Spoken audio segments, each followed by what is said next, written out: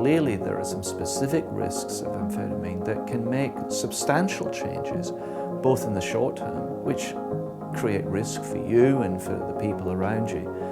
But if you start using a lot over a long period of time, you may find that there's some long-term cognitive impairment. You may find that the relationships have taken such a battering, it's hard to get them back on track.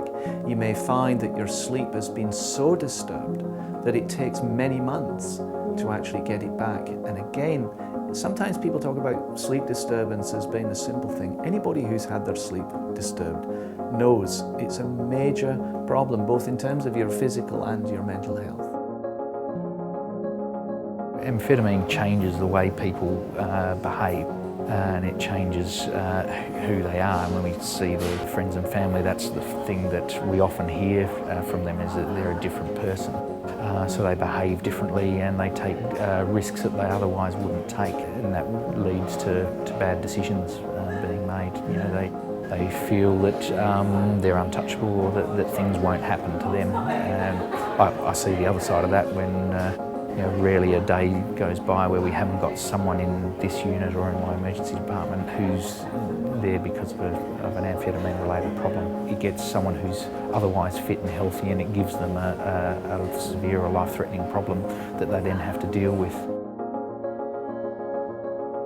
Yeah, well look, I do think amphetamine changes you, and it changes the brain in two kind of fundamental ways.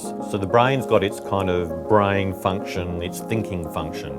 Some people call it the executive function, to do with thinking, attention, memory, judgment. And all of those important brain functions are affected by amphetamines. The other thing that you have to remember is amphetamines affect the brain's kind of mood function.